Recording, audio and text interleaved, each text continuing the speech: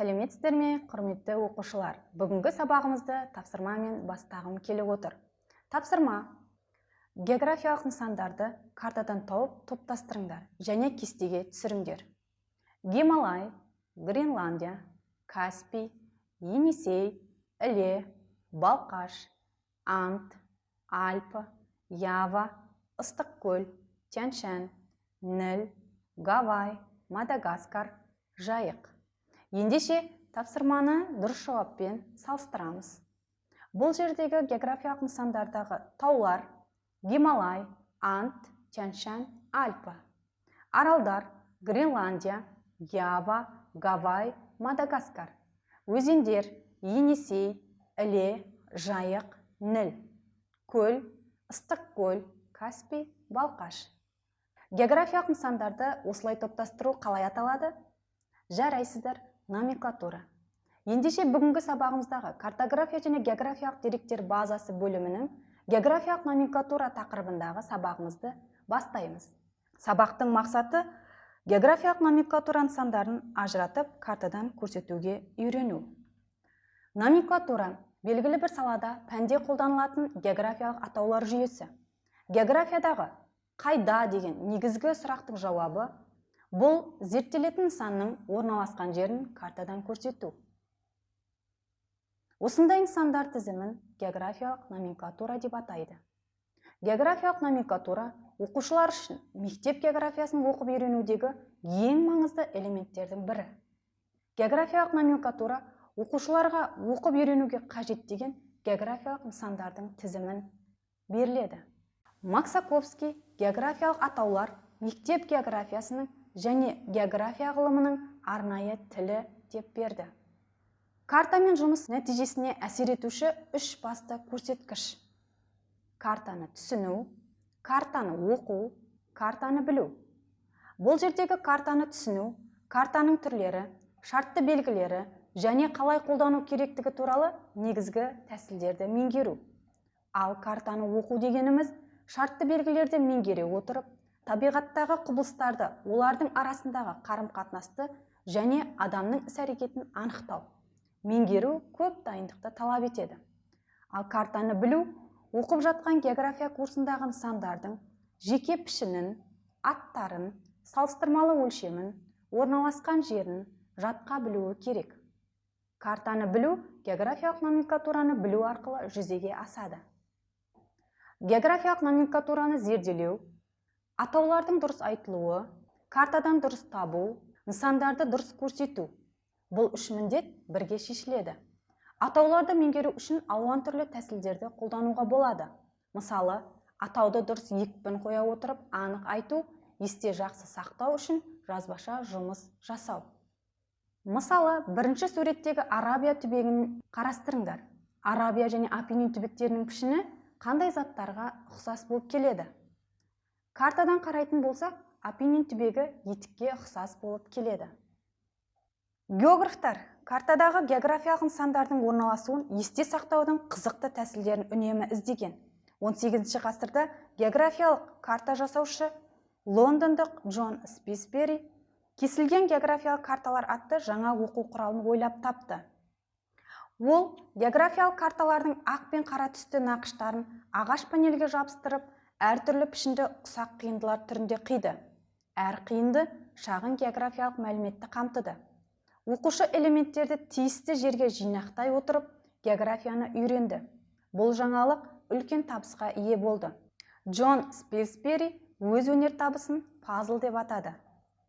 Географиялық нысандарды қалай дұрыс табу керек? Нысанның атауы, оның бір ерекшелігі, картадағы орны, айналасындағы бейнелер, олардың арақатынасы, оқушының карта бойынша бағдарлауы. Мәселен, жерорта теңізін картадан Европа мен Африка арасынан іздеу қажет. Ал Солтүстік Америка материгіндегі Канаданың географиялық орны, яғни Солтүстік Американың солтүстік бөлігінде орналасқан. Картадан нысандарды табу және оларды картадан көрсету үшін атлас пайдаланылады. Әрбір атласта географиялық атаулар көрсеткіші болады. Көрсеткіште жалпы географиялық, физикалық, саяси атаулар тізбесі беріледі. Атлас карталарында кездесетін барлық географиялық атаулар әліпбилік ретпен орналасады. Көрсеткіште елді мекендер мен мемлекеттердің атауларымен қатар нысанның түсіндірмесі толық немесе қысқартылған деректер болады. Мәселен, өзен, аралдар, таулар және тағы басқа. Көрсеткіштегі әрбір географиялық атауға карта бетінің номері, іздеген нысан немесе оның үлкен бөлігі орналасқан меридиандар мен параллельдерден құрылған торды анықтайтын әріп және сан беріледі. Мысалы, Кабул 111, Б2. Әріптер мен сандар карта жиектерінде қызылмен беріледі.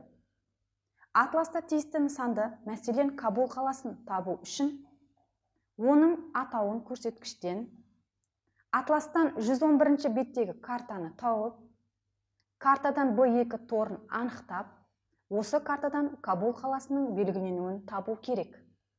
Картадағы нысандарды қалай дұрыс көрсету керек? Географиялық нысандарды қабырға картасынан көрсету кезінде бірқатар ережелер сақталуы тиіс. Суретті көрсеткішпен қолмен жаппай көлегейлемей көрсету қажет. Егер картаның сол жағында тұрсаңдар, сол қолмен, оң жағында тұрсаңдар, оң қолмен көрсету қажет. Көрсеткішті жазудың үстіне емес, шартты белгіге бағыттау қажет.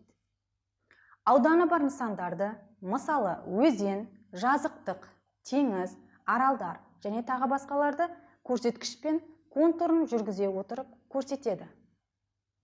Тау жоталарын оның сілемі бойымен көрсету керек. Картада ұсақ нысандар тау шыңы, жанартау, асу, мүйістер нүктемен көрсетіледі. Қарастырылған материалдарды сіздердің түсінгендеріңізді тексеру үшін төмендегі тапсырмаларды орындаймыз. Бірінші тапсырма. Картамен жұмыс.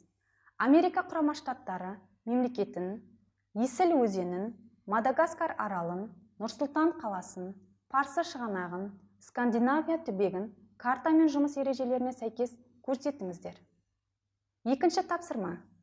Төмендегі кестені пайдаланып, географиялық номенклатуралық нысандарды топтастырып, нысандар туралы 1 минуттық әңгіме сипаттама дайындаңыздар. Сипаттама барысында географиялық номенклатуралық нысанның сипаттама дайындау ережелеріне сай болуына көңіл аударуларыңызды қажеттігін ескертемін. Тапсырманы орындау барысында берілген критерийлер мен дескрипторларға назар аударуларыңызды сұраймын.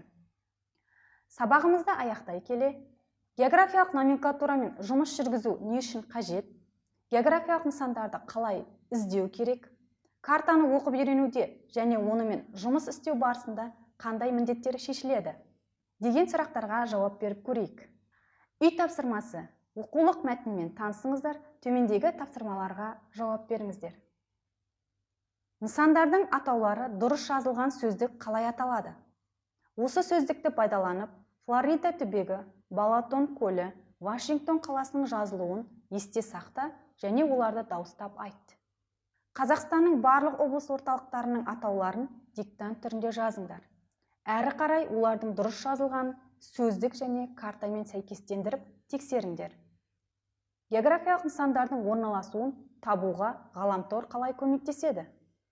Сендер қандай картографиялық қызметті пайдаланасыңдар?